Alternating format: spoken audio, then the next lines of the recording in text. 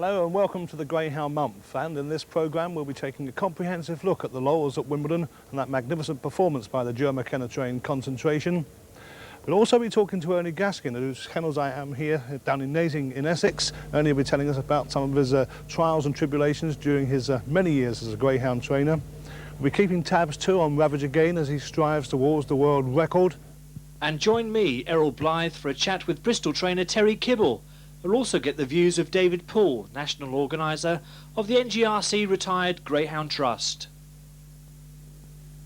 But first, let's review the Ike Morris Laurels run at Wimbledon Stadium late last year, where one of the local favourites was Slippy's Quest, who ran in Heat 7 of the first round.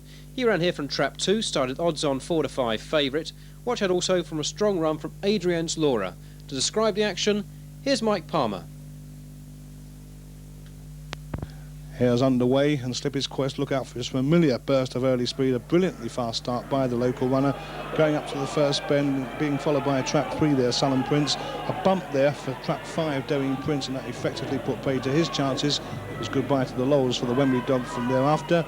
Down the back stretch you can see Slippy's Quest just holding off there, Sullen Prince in Trap 3, who seems to check slightly as the white bitch now on the outside, Adrian's Law out of John Sherry's Walthamstow kennels, comes after Slippy's Quest and in the end runs on to be a fine second. So Slippy's Quest wins Heat 7 of the first round of the Ike Morris Laurels over 460 metres at Wimbledon, and now beating a hasty retreat, but it doesn't matter, it's all over. Down to the pickup, you can see Doing Prince, who was knocked from pillar to post at the first bender, finally getting first sight of the hare. The result then, a win for Slippy's Quest from Adrian's Laura in 27.90, and the winning distance a length and a quarter. Heat 8 brings out the anti-post favourite, Joe McKenna's Irish Raider, Concentration, 5 to 2 on he was, and also keep an eye on Dempsey's Whisper, outpaced early, but who comes with a tremendous rattle.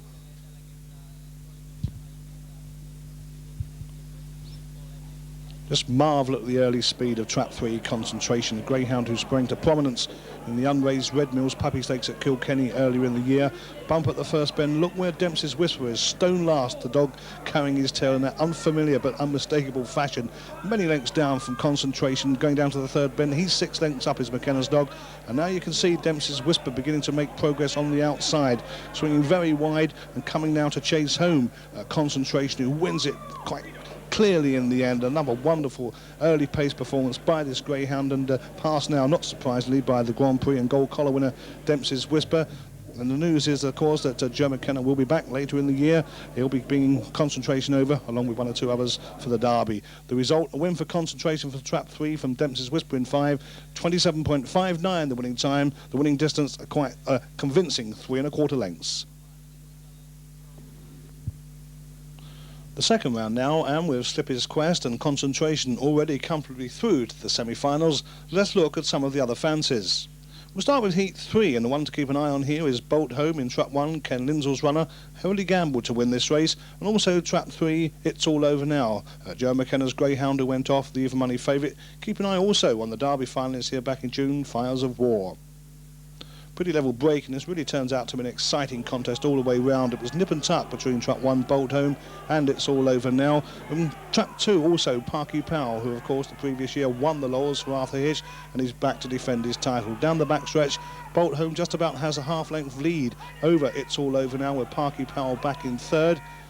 Off the last bend, Bolt Home just shading It's All Over Now, and coming up towards the line. He's going to hold on to that. The gamble comes off. Bolt Home wins it from Trap 3, It's All Over Now. And round to the pickup, Parky Powell, what's he doing staying on? That's not his style, but he did, and he qualified in third place there. Bolt Home, as you can see, in front at the pickup, staying on strongly. Powerful greyhound is that one, Ken Lindsell's dog. The result once more, Bolt Home wins it from Trap 1 over Trap 3, It's All Over Now. The time 27.60, the distance 3/4 of a length, and that time was the fastest of the second round. Heat 4 in the second round now. Premier Major was in Trap 1, but keep an eye on Slippy King in Trap 4, Ernie Gaskin's greyhound, and also the hot favourite here, Ballyuta Lad, who was suffering with cramp in the earlier round of the competition. Cranley Bluebird in Trap 3, another one to keep an eye on. But the money was all on the Trap 4 and Trap 5, Slippy King at 2 to 1, and Trap 5, Ballyuta Lad, who started at evens. Pretty level break, in fact. Trap 6, Drury's Padjo was up quickly, but in no time at all, Slippy King, who sometimes can be so slow out of the boxes, this time got away quickly. Trouble at the back between Trap 5 and Trap 6, Ballyuta Lad and Drury's Padjo. They went out of it after that collision. Slippy King didn't. Look at him go down to that third bend. Tremendous early speed, this greyhound. Coming off the last bend now. Slippy King well clear of his rivals. Cranley Bluebird running on to take a second spot from trap 1 in third there, Premier Major. So a good run by Slippy King. On a good night was he. As I say, sometimes he has a tendency not to break in front, but look how well the dog stays onto the pickup. A greyhound who is generally guarded really as a sprinter. Well clear at the pickup. Slippy King wins it for Ernie Gaskin. The winning time 27.70. The winning distance is 4.5 lengths. 27.70, 4.5 lengths. Well, after that, the sponsor, Ike Morris, had to look to his laurels, if you'll forgive the pun, and reassess the betting as the competition entered the semi-final stage. And there was still concentration at the head of the list at 5-2 with Slippy's Quest, the local hope, on offer at 4-1. McKenna's other runner, don't forget he trained Concentration as well. It's All Over Now, a 6-1 chance, bracketed with Slippy King. Dempsey's Whisper, bidding for another big race win. He was offer at 7-1. Bolt Home, we could have got an 8-1 about that one for his semi-final, or to take the competition outright, but a red-hot favourite, of course, Concentration 5-2. Parky Pal, 14-1 to make a successful defence. Miss Jessica, double carpet at 33-1 with team leader, and it's 50-1 the other three left in the event: Barefoot Flyer, Cranley Bluebird and Premier Major.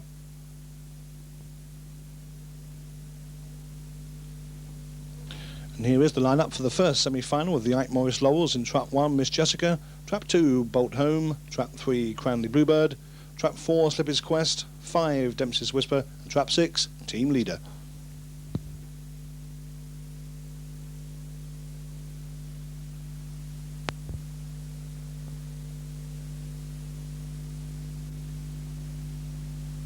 And they're off and running for the first semi-final of the Ike Morris Laurels, and Slippy's Quest gets the usual fast start with Team Leader up on the outside. There's been some trouble there. Dempsey's Whisper badly hampered towards the rear, but as they go down the far side, and Slippy's Quest has slipped the field, some 4 lengths clear from Cranley Bluebird in second. After these, Miss Jessica coming with a run on the inside as they go around the second last bend, and Slippy's Quest well clear at the moment, some 4 lengths clear from Miss Jessica in second.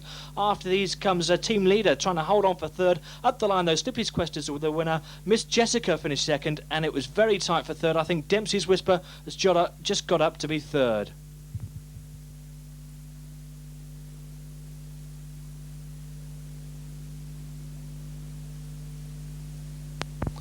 Well, a good run there by Slippy's Quest. Crowded slightly at the first bend and riding a bump well at the second, getting home by 3.25 lengths from the trap 1 runner, Miss Jessica. And the winning time 28.18, rather indicative of that early bunching. Just for those of you who need reminding once more, Slippy's Quest went off even money. Second semi-final brought together McKenna's pair. Concentration is All Over Now in trap 4, brought together for the first time in the competition, and Slippy King, of course, in trap 6, and unfamiliar position for him. Keep an eye though, will you, on trap 2, the defending champion Parky Powell, particularly at that first bend.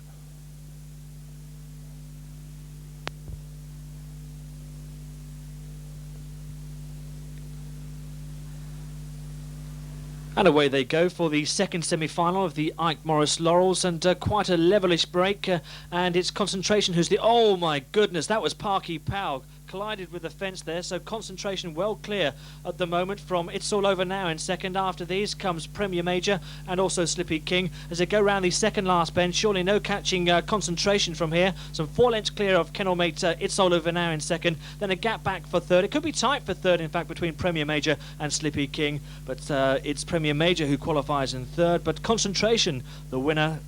It's All Over Now second, so a 1-2 for Joe McKenna, and Premier Major was third home. But Parky Powell, what a bump at the first bend. Well, Concentration keeping up that remarkable display of early pace, front running. His winning time over his kennelmate It's All Over Now, 27.80, and what a tremendous performance it was. But let's have one more look, if we can, at that horrific fall by Parky Powell at the first bend. You can see the greyhound now tucked in behind the trap 1 runner. Seems to go inside trap 1. There's nowhere to go, and he has a tremendous collision with the fence, and over he goes. We heard from his trainer, Arthur Hitch. My first reaction was I actually thought he had killed himself. I thought he broke his front leg. But, you know, I made a quick exit down the stairs, and Colin had him, and the girl got there very quickly. Colin got there very quickly. And when they lifted him over into the inside fence, you know, I could see the old fellow was still being able to stand up. And when we first got him into the the vet's room, it was very difficult to diagnose because he had moved the muscle on the actual shoulder slightly up, and when she was trying to sort of manipulate it back into position, that was the biggest problem of all. But she made a very good job of it, and then she gave him a painkiller that knocked him out for the night, and we got him back home then. Parky Pow, ever since he's been at Wimbledon, has been an extremely close railer, and I think he thought there was a gap there. He thought the opportunity was obviously there for him to qualify, get into the final, which would have been absolute bonus for us, but I think he probably tried to take the one's ground and tried to go the shortest way inside him and collided with a fence. Somewhat relieved after hits there, and there you can see a week later, and Parky Powell looking as good as ever, and there he is just about to be walked off and to pick up his career once more, not on the track but at stud. We move on to the final, and once again the attention was on yet another injury, this time to Trap 1 Premier Major, who was withdrawn, and it left 5 runners only. 1 was vacant, Trap 2 Slippy's Quest, Miss Jessica in Trap 3, Dempsey's Whisper in 4, the long odds on Concentration in 5, and his kennel companion Trap 6, It's All Over Now.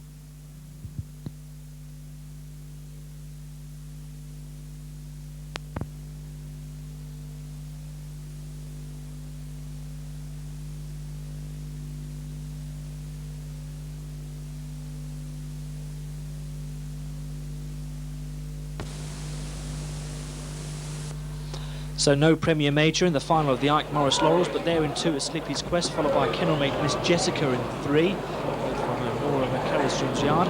Then after these, Dempsey's Whisperer have been in Trap 4, Nancy Byrne in 5 and 6, of course, the 2 Irish Raiders, Concentration, and It's All Over Now, both representing Joe McKenna.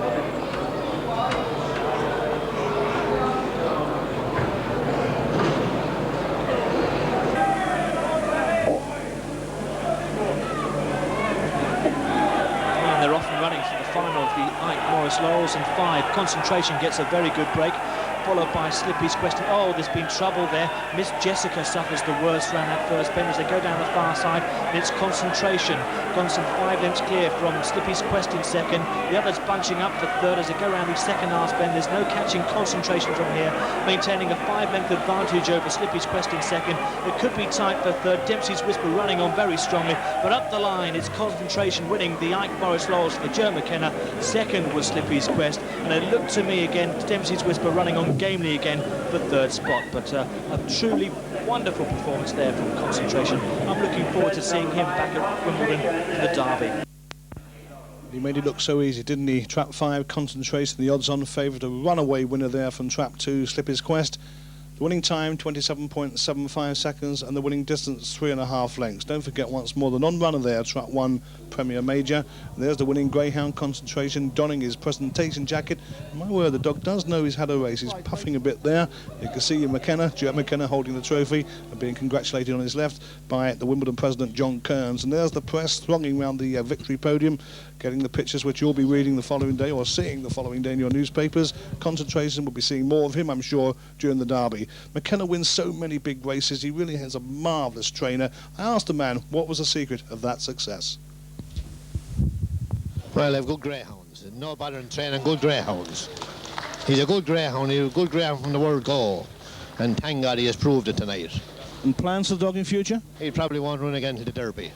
And what about It's All Over Now? Well, he'll probably come back as well. Maybe a few more. Will you be coming back? We hear this story about Walthamstow and your offer of becoming an attached trainer there.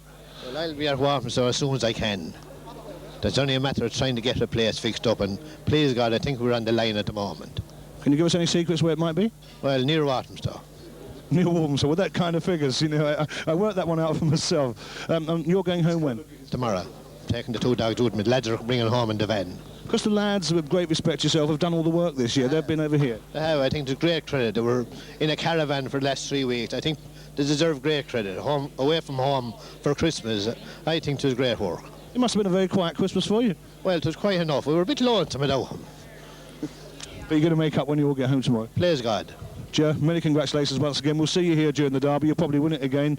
God bless, and thanks for supporting English racing.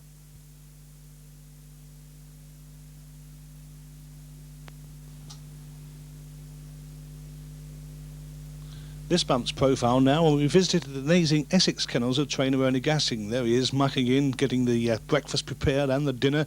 And look at all those trophies. The man's record goes back a long way, and he really has trained some marvellous greyhounds in his time.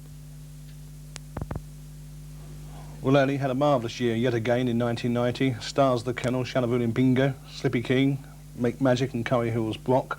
Tremendous record they had last year, didn't they? Well, they did, yes, and you left out Ceylon Valerie for just a little while she was there, wasn't she?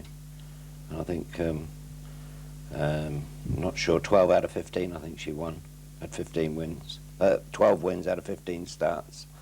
And yes, I had a good year, but without being in numbers, you know. The dogs, I think they won, the dogs you just mentioned, about 50% of their races, which was good.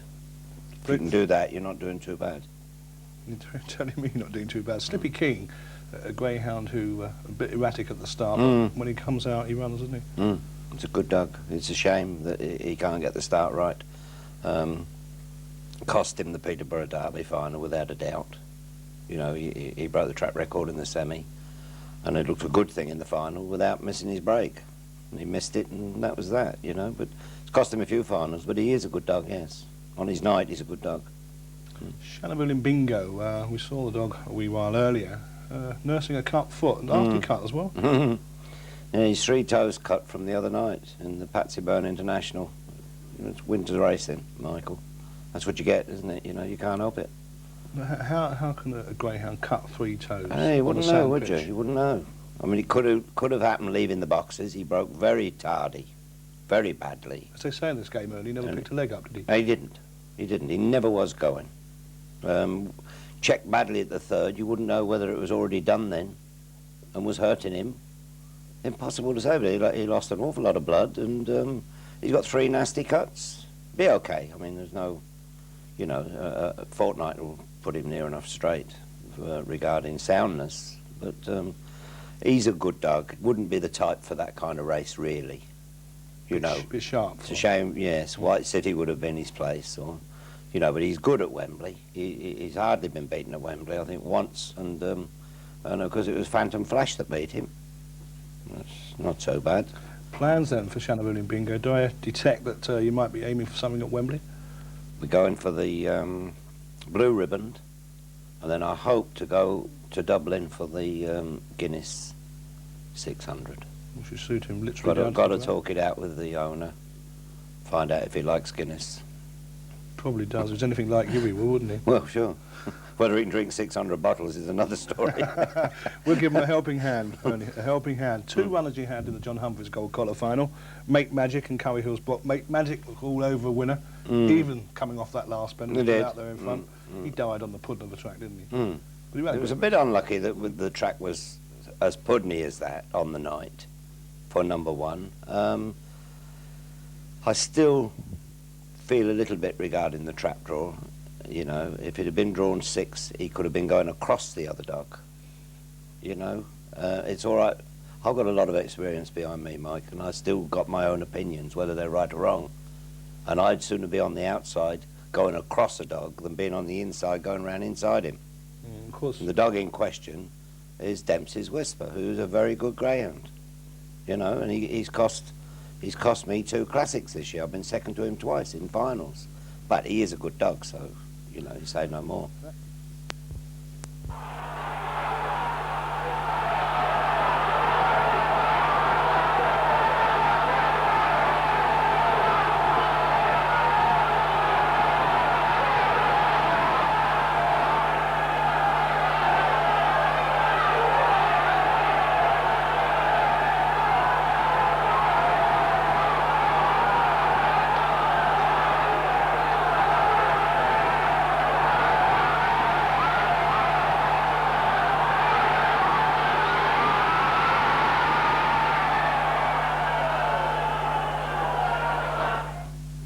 Correct me if I'm wrong, I can't ever recall the name of Ernie Gasking being alongside a hurdler.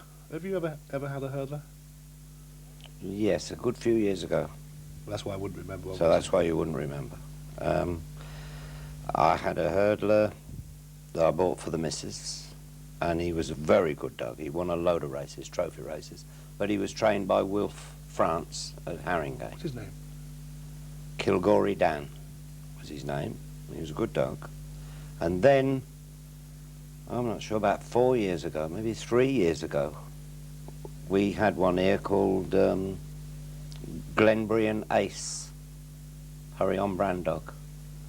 And he was odds on in the final of the Springbok, but he didn't win it. He got beaten in the final. He was a good little dog. And I sold him to Mel Ford. Mel Fordham, yeah. Fordham. Photographer. Yeah. Yes. And, he went lame on him, unfortunately, but he was a good dog. That's all I've had to do with hurdle dogs. There's plenty of prize money in hurdle racing. Are you ever tempted to say to one or two of your owners, because you have class greyhounds and nothing else here, as we well know, ever tempted to say, let's take a good flat performer, put him over hurdles, full stop, keep him at hurdles, because there's money to be won? Yes. It is tempting, isn't it, And I think it's the right way, really, is to put a goodish dog at it, a genuine dog at it, without, people... Hurdle dogs have got the name over the years about, oh, well, he must have been dodgy, otherwise he wouldn't have been jumping hurdles. But I don't think that's entirely true the whole time. When I worked at Wembley years ago, they had a dog called Barricide that was beaten in the final of the Derby. And he went on to be the best hurdler I've ever seen, anyway. He was a fantastic hurdle dog. And he was genuine, I'm not sure, it was Jack Harvey. I think it was Jack Harvey that trained that dog. But he was a great dog, and to put a good, genuine dog to hurdles, Kenny Lindsell's recently done it with a dog that I like because of Hard Knock, my stud dog, very closely related, came off the same people, a dog called Tranquil Watt. That's the one they caught him back down. And I saw him in a trial at Romford about 6 weeks ago. Passed a remark to Paul Young, I said, that dog will be a champion. The way he jumped. And since then, I think he won an open race the other night by 9 lengths at Canterbury. And he looks like being a very, very good hurdle dog. You'll hear from him again. Probably one for the Springbok. I wonder if Slippy King, we're going to have a look at Slippy King in a moment, winning the Laurels consolation race. I wonder, would you ever be tempted to put him over? No. Too fast? He's a bit erratic, Slippy King. I think I'd be worried to death he'd hurt himself, I think you wouldn't need a bit, a very sensible dog for hurdling. Well, let's have a look at him winning the Laurels consolation at Wimbledon back in December, running from trap 4, Slippy King.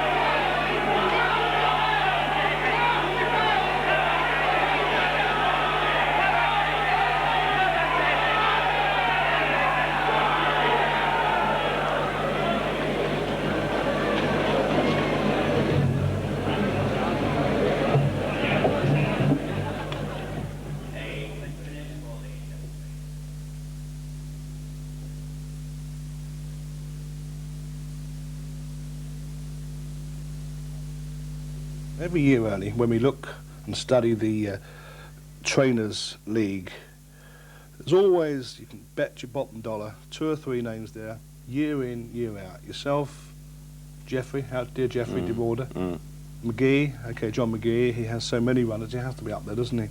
But from a very, very small kennel, your record is absolutely outstanding. Well, what is the secret? Good owners, obviously good dogs. Well, yes, we've got good owners, good dogs, and we look after them good. Make no mistakes. I mean, it's hard work, We never stop. And that hard work has it's taken a toll on you recently, hasn't it? Well, I suppose when I, retired from business, it was what I wanted to do, would be training greyhounds. I mean, I've had a licence since 1961, an owner trainer's licence, and I was always on the fringe of it, but I wanted to go into it just a little bit bigger, and I did. Whether that has made any difference to the illnesses that I got and survived, I don't know. I don't know. Well, you came Could have through- been worse if I'd have been, you know, in the motor business. I was in the motor business, and that's a hectic business too. And so is the greyhounds. But I mean, I don't know. I don't know whether it would make any difference. But I've got over them anyway. So Yeah, looking at you know, picture of health. Oh, I'm feeling it too. What about young Ernie Jr., obviously your right-hand man? He was telling us earlier that perhaps not in the too distant future, you'll start building up the kennels again, because you're down to 13 runners at the moment. Right. Handing over the reins? I think so. About middle of this year coming now, I think I will, because you know, like Ernie's been in the kennel since he was 4 or 5. You know. Is he earmarked? He's earmarked, yeah, and he's been through all the, you know, right from the bottom upwards, and then when I was cropped up in '81, he was only 14. We got special permission to keep him away from school for about 6 months to look after the dogs, and I had a very good head girl at the time called Liz Boswell, and while I was cropped up they won a classic for me. I mean, you can say no more, you know, and he was only a kid then. And then when I was cropped up the second time, which was 2 years ago, he took over the kennel for the thick end of a year. And that was the year we had the Hard Knock Dog and Ceylon Valerie and Waltham Abbey, and you know, I mean, there's no ending to it. He's got the full experience. He's been well trained, hasn't he? Oh yes. I mean, no modesty. Yes. I mean, oh yes. he's been well skilled. And he's good with the dogs. There's no doubt about it. The dogs would run for him, you know. And on top of that, he's not interested in gambling. It's all for the winning, the dogs winning the races or qualifying. He's happy if we qualify, you know, and run well in the final. He doesn't want to, you know, it hasn't all got to be the win-win-win for Ernie, because he doesn't gamble. He's not interested It's in the it, achievement. which pleases me. You know, pleases me a lot. You never come to no harm, will he? Yes, and we'll be talking to Ernie Gaskin Jr. in a later edition of the Greyhound Month.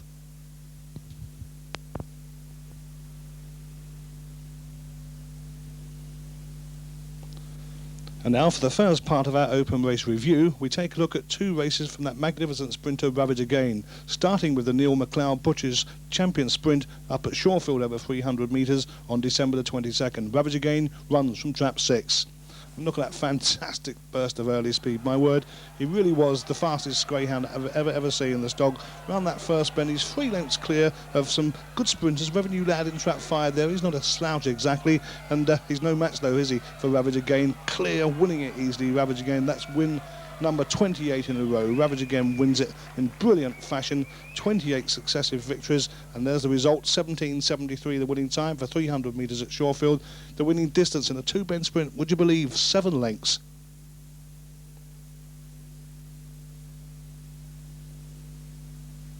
Let's have another look at that fantastic pace of Ravage Again out of the boxes. He's almost a length up as soon as he comes out, isn't he?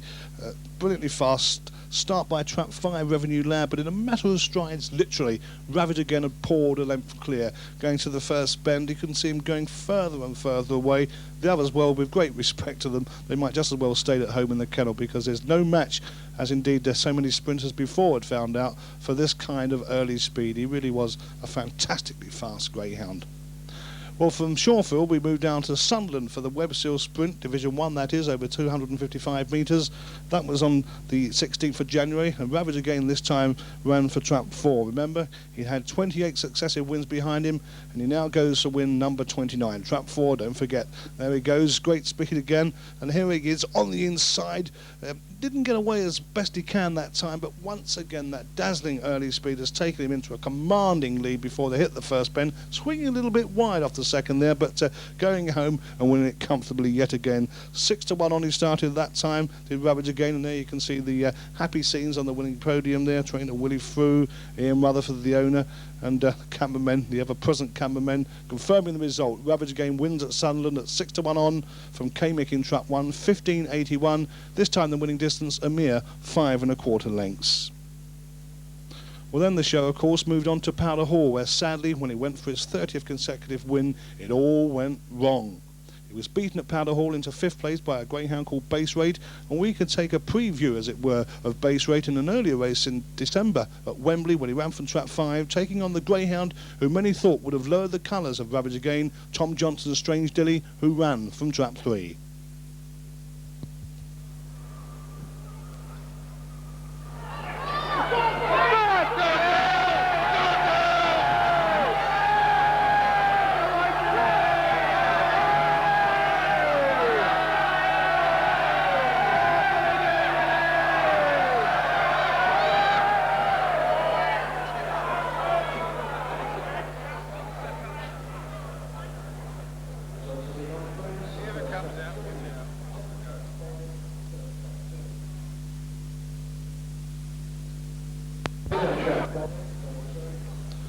Well, there's the result. Strange Dilly beating Base Rate, the time 16:18, a distance 1 1/4 lengths, and a very promising run indeed, wasn't it, by Base Rate?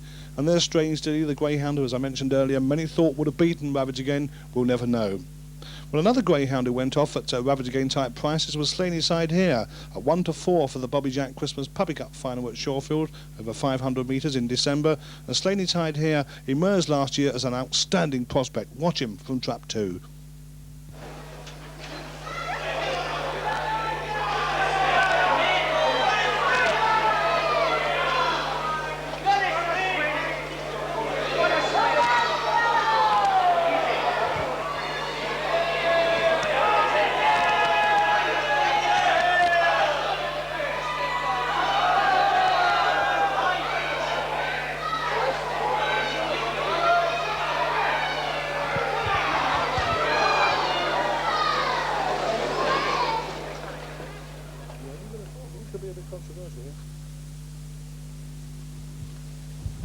Well, there's the result. Slaney Side here beating Gentle Soda, the Tennant's 10,000 winner, don't forget, at Sheffield earlier in the year, by 4 lengths to winning time 30:49. Well, the next port of call for Slaney Side here was Wimbledon for the Sporting Life Juvenile Championship over 460 metres on the 5th of January. Slaney Side here ran from trap 4, Vic Snowdrop ran from trap 3, and watch Vic Snowdrop out of the starting traps colliding with Slaney Side here when she moved wide, and many thought this caused Slaney Side here's injury, which put him out of racing. Well, for how long, who knows.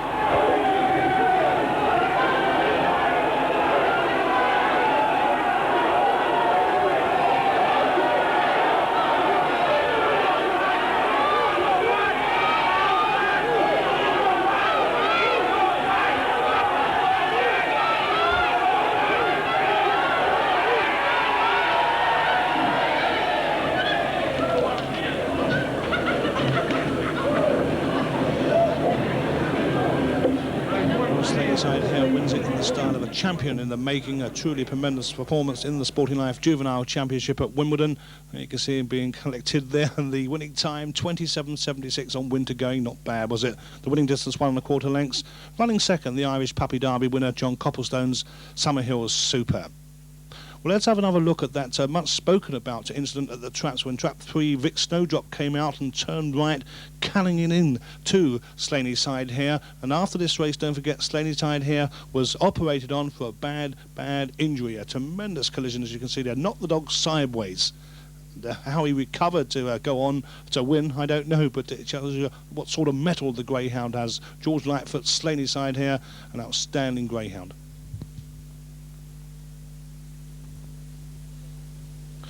The next big race we're going to see is the Burn International over 460 metres at Wimbledon on the 12th of January. A good line-up: Bolt Home in 1, Summerhill Super in 2, Slippy's Quest 3, Shanawilly Mingo 4, Demersney Chance in 5, and the Derby finalist Fires of War in 6.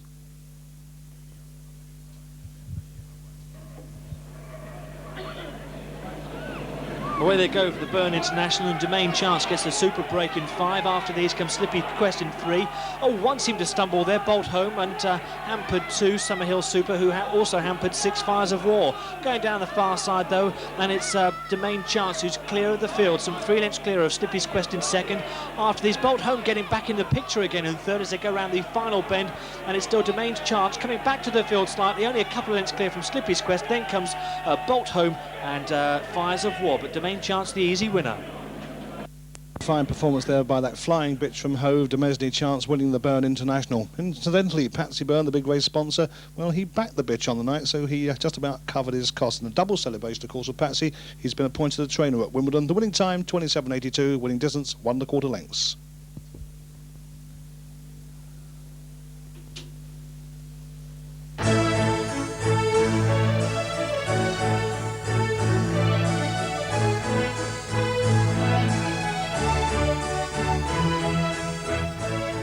Wimbledon Stadium, home of the Daily Mirror, Sporting Life Greyhound Derby and other top quality races throughout the year.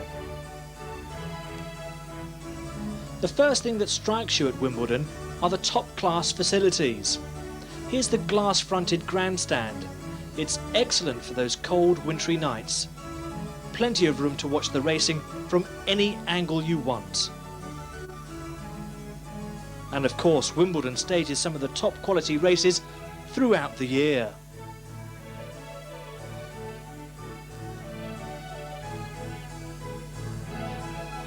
Let's take a look inside the Diamond Room. Yes, you can relax with your friends, avoid the hustle and bustle of the terraces, and watch the races just go by. You can get hot and cold snacks in the Diamond Room.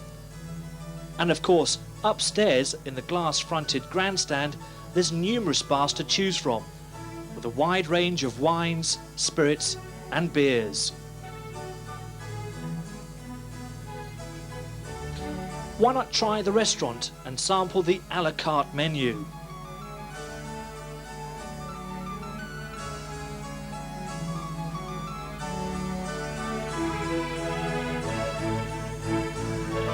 Or of course there is the carvery as well, for an excellent night's entertainment.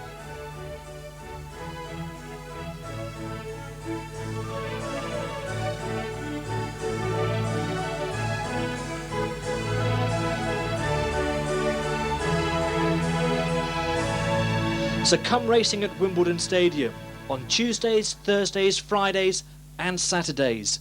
You won't be disappointed. On Soapbox, here's David Poole talking about his work with the NGRC Retired Greyhound Trust.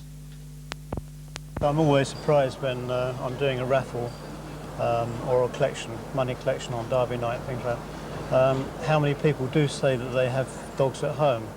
And many people say they've got 8 dogs and 6 dogs, and I don't really believe them, quite frankly, sometimes. And I have a word with my colleague and they say, well, they do have 8 dogs, and I'm always most surprised at that.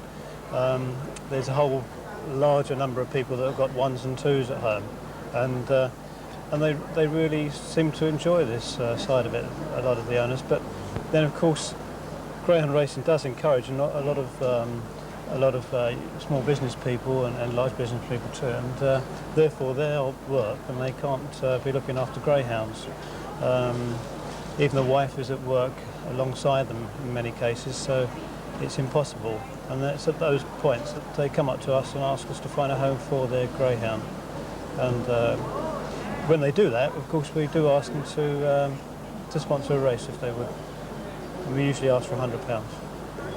Now, do you set a good example? Do you have dogs at home yourself, David? Yes, I've got 3 actually at the moment. I have 3 regular ones, and I take in the odd one when I'm trying to find out the temperament before rehoming it, which sometimes upsets my other 3. So I have to be careful which dog or bitch I take in. But it works fairly well. It's an often asked question, but do they make good pets? But I think they're fantastic. Most vets I talk to, well, because I get involved in going to vets, we get in dogs' teeth cleaned up or whatever, and they say that they are the best dogs to work on. If there's any dog they would like to choose to work on, it would be a greyhound, and because they never get bitten by a greyhound, whereas other brands you can get the odd nip. And what about the theory, David, that they need to be walked for hours and hours each day? Well, quite honestly, I don't think the racing dogs get hours and hours every day. But with the pet dogs, I think the exercise is no more, and probably no less than any other dog. They're very lazy animals. They spend most of their time with their legs in the air, sleeping on the settee, which they seem to like. So I don't think they need any more exercise than any other dog. You've just got to make sure their circulation is kept going and their muscles are kept toned up. But they get that anyway if they're in a garden. They spend a lot of the time in the morning chasing each other around and generally playing, and then they seem to settle down at odd times of the day to resting a lot, which is what they do in the kennels a lot of the time anyway. So ideal pets, really. Yep, absolutely. Yeah. Right. Well, you're national organiser of the NGRC Retired Greyhound Trust. What are the plans for that trust in 1991? 1989, if we go back to then, we found 431 homes generally over nationally. This last year we've managed to find 522 homes. So with the extra effort involved in setting up new schemes, track-based schemes, we are getting more homes already, and I'm hoping that this year will be far beyond that with the new schemes we're setting up. We're hoping to spend more money on advertising for people to help us out, spend more money on home finding, and also spend a lot of money on in getting some extra money in with donations, deeds of covenants and legacies. And we feel this is where the funds are going to be coming from in the future, from the legacies and general donations. I think we need to advertise a bit. And do you find you get help from the tracks? Yes, the racing managers are absolutely wonderful. They really are excellent. They're so helpful, and they can often point us in the right direction for the local helper that's going to, promote our aims. If you'd like to donate to the Retired Greyhound Trust, send your contributions to this address: NGRC Retired Greyhound Trust, 24 to 28 Oval Road, London N1 7DA.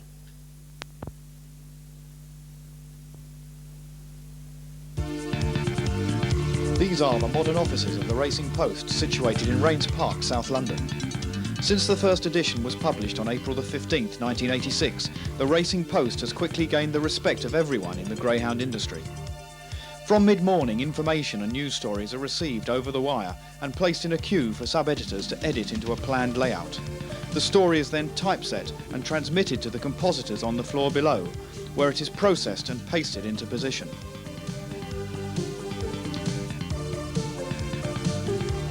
When the page is complete, it is put into a newspaper fax machine and sent over a high-powered telephone wire to the printers in East London.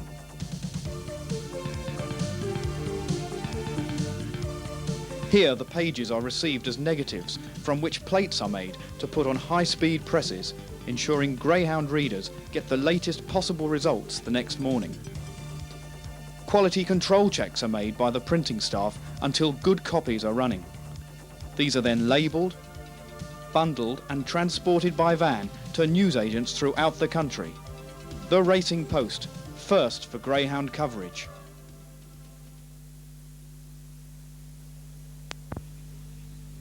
In the second part of our open race review, we'll look at Cover Drive's Super Trapper success, plus action from the Pepsi-Cola Marathon at Walthamstow.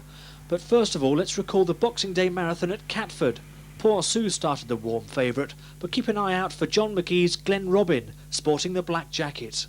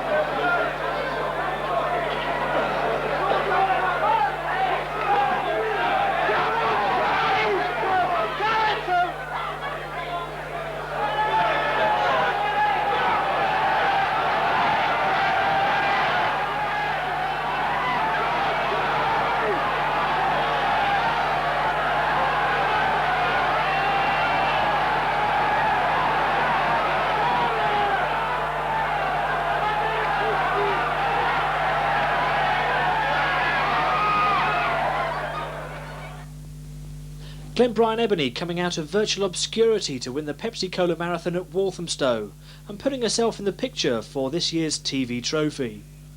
Well, now as promised, here's the final of the William Hill Super Trapper.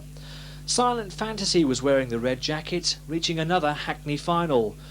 Also in the final was Liberal Girl, winner of the Oaks last year. Shropshire Gem was well fancied in 6 at 9-4, but here's the favourite, Cover Drive, sent off at 2-1.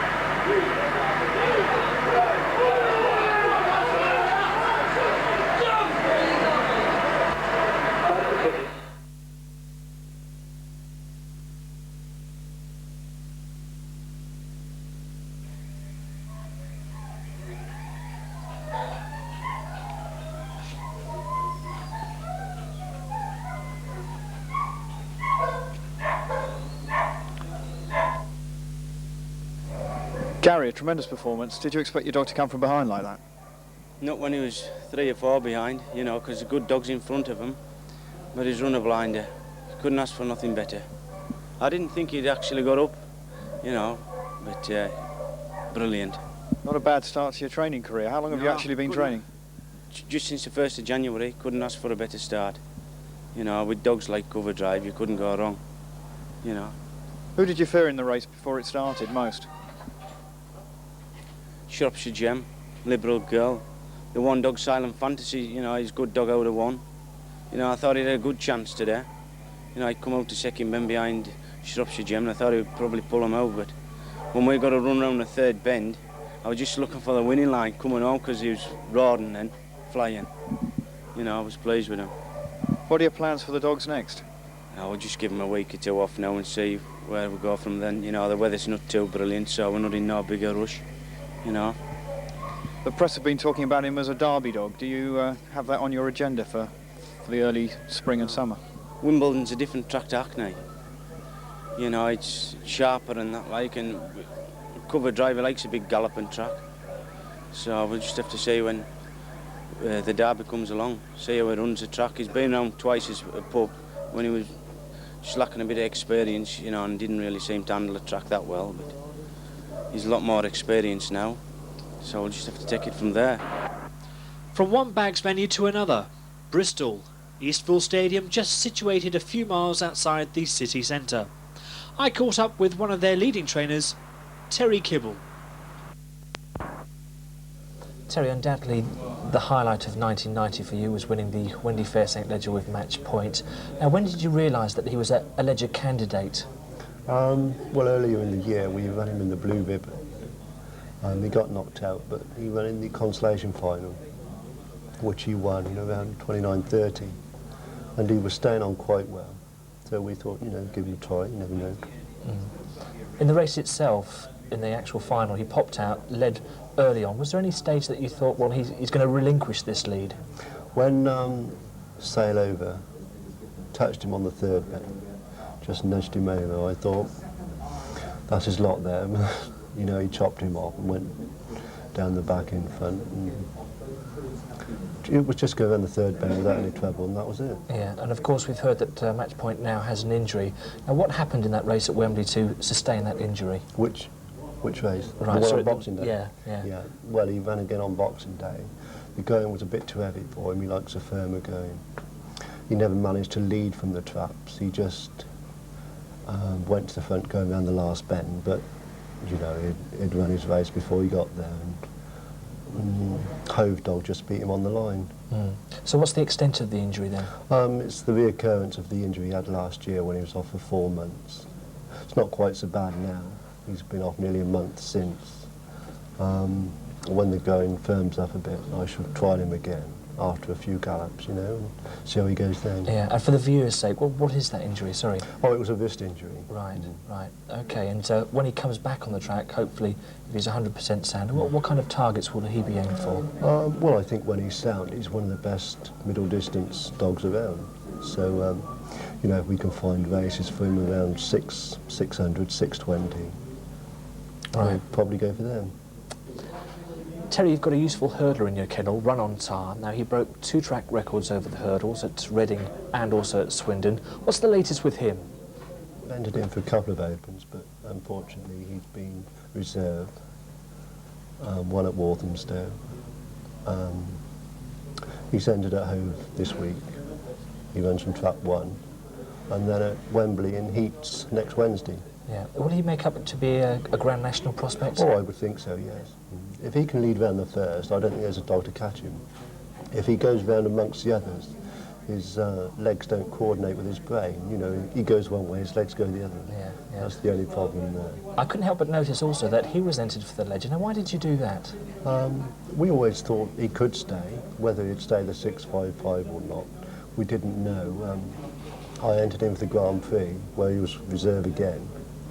So before that, I trialled him at Wimbledon, and he'd done top grade time over the 660.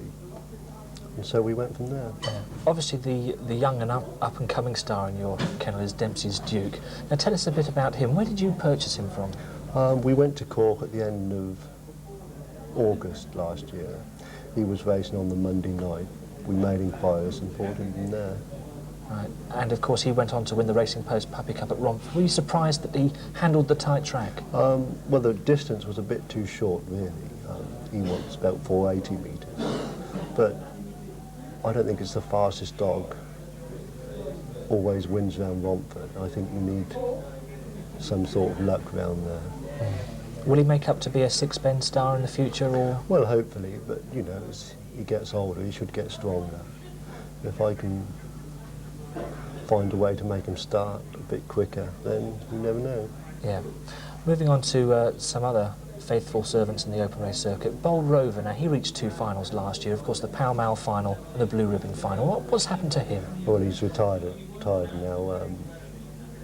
He got a bit too clever in the end. He stopped in a race at Roy House, and then he'd done the same in a race at Swindon, so we just called it a day from now on. Yeah, and of course there's been many successes this year. Any disappointments from 1990 for you? Try Again Rose was a disappointment. Yes. She never lived up to the expectation.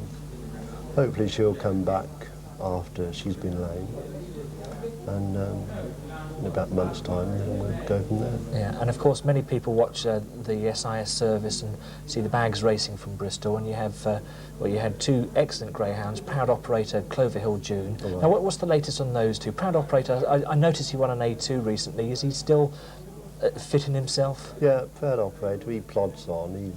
The distance is too short for him, but he's an 86 dog, so obviously open racing is a bit out of the question now. He did win opens in his time, but they don't go on forever. And Cloverhill June? Cloverhill June. She was mated with Westmead Havoc on November the 1st. She had 3 pups, doing well now. They're just over a week old. Terry, what's your viewpoints on the Bramwich Hare, the inside Bramwich Hare at Bristol? I'm not really too keen on the inside hare. The fast-starting railers, if they go around the bend in front, then they're not very often caught. If you've got a slow-starting wide runner, they tend to get left behind, go around the first and can't see the hare. So yeah. Not very often they win. Yeah. What about puppies and greyhounds coming over from Ireland, adjusting to their hare? Do they take some time? They do take time, yes. Within 3 trials they can improve over a second. Not seeing the inside before, and it's so high off the ground. They're just not used to it. And looking forward to the future, if you any young greyhounds you'd like to mention on camera for SIS viewers to watch out for, or even maybe for the open race fans to watch out for, who you think could be successful in 1991? Bally's Duke, he runs quite well here. It's just a bit too far for him, the 470. If I could find some shorter trips for him, I think he could win open as well as graded races. Fayodis Country, I've just finished schooling him over hurdles. He goes to Wimbledon for the Springbok for trial next week, so hopefully he'll do well. He's just 3 or 4 lengths short of open class.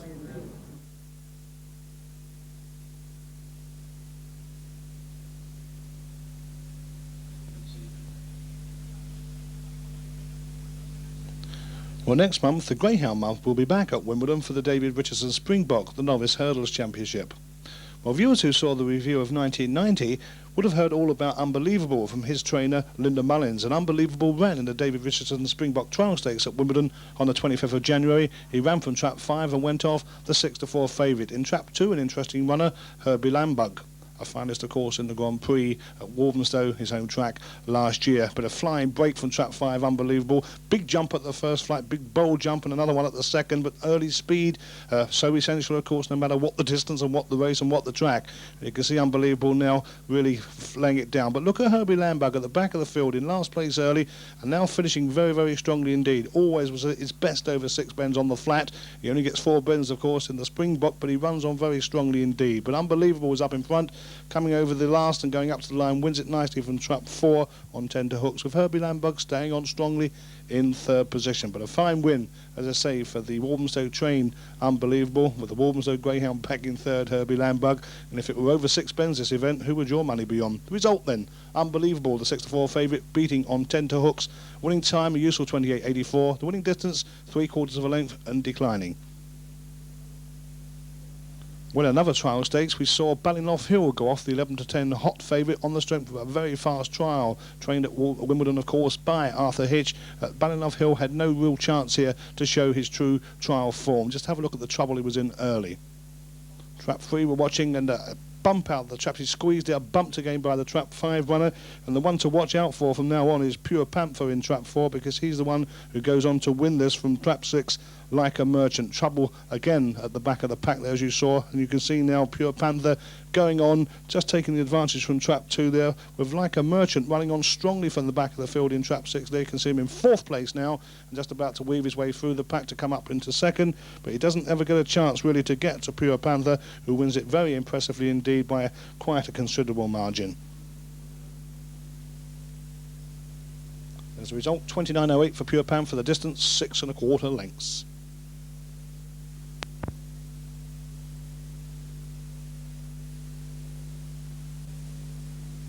Also, stars of the future perhaps behind me, some pups here by Slippy Blue, the Derby winner, out of a bitch called Giblet, who won many open races for Ernie Gaskin, at whose kennels we've been in this edition. Do join us next month for Greyhound Month, when we'll be bringing you all the highlights from the open race action in February. Until then, for now, from me, bye-bye.